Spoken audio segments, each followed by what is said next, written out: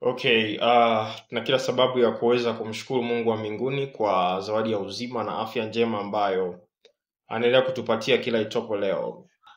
Asubuhi ya leo nimepokea hizi message mbili ambazo tumeziona wote hapo.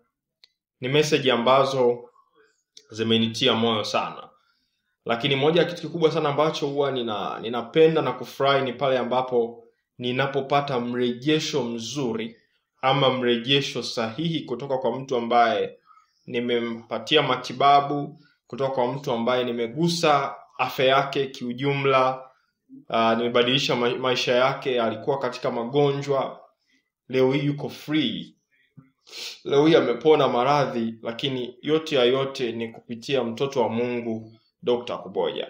Kwa hiyo ni moja ya vitu ambavyo naweza nikasema ninamshukuru sana Mungu wa mbinguni na ninamtukuza yeye ambaye anayeniwezesha kuweza kuyafanya yote haya.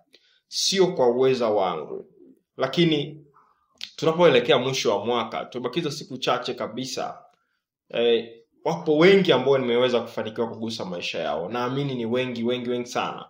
So natamani kuona comments za watu wengine pia. Unaweza ukashare na mimi hapa, unaweza ukaniambia na wewe hapa kwa namna gani ambavyo nimegusa maisha yako, kwa namna gani ambavyo nimekugusa. Hawa wako wawili, lakini naamini wapo wengine zaidi.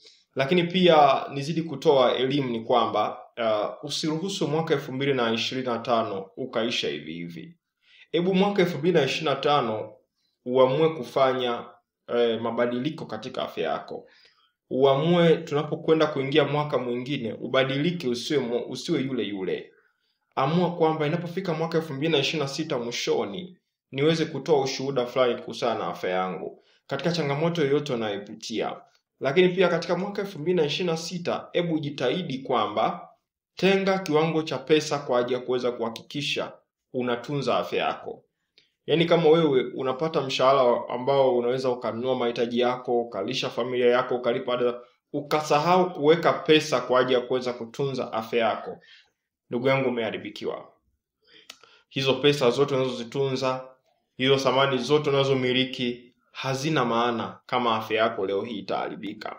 Kwa hiyo tunapokwenda kumaliza mwaka, hakikisha pia, nimetoa ushauri majuzi nikasema tuhakikishe pia tunaenda kucheki afya zetu. Hebu mwaka kabla hujaisha, nenda kacheki vitu hivi vitatu. Cha kwanza, nenda kacheki full body check up. Fanya check up ya mwili mzima. Ninaposema check up ya mwili mzima, tusisahau kucheki figo, tusisahau kucheki ini, lakini pia tusisahau kucheki kiwango cha sumu mwilini.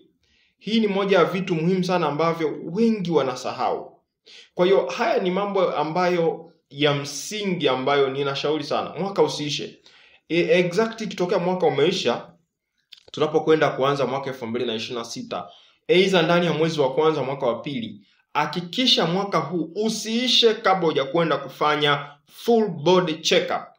Jua sukari yako iko kiasi gani, jua pressure yako iko kiasi gani, cheki kiwango cha sumu mwilini, cheki figo zako zina afya kiasi gani, lakini pia cheki uwezo wa ini lako pia upo kiasi gani.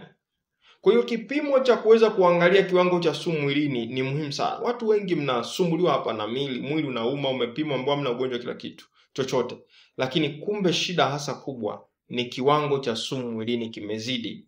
Kwa hiyo kwenye hilo naomba tuwe makini sana. Tunapokwenda kuingia mwaka 2026 tukafanya mabadiliko, tunapokwenda kumaliza mwaka 2025 tukafanye mabadiliko pia. Nikutakia asubuhi njema, tuendelee kujifunza masomo mengine tena asubuhi ya leo. Bwana akubariki, nikutakie Jumapili njema, karibu tuendelee kujifunza.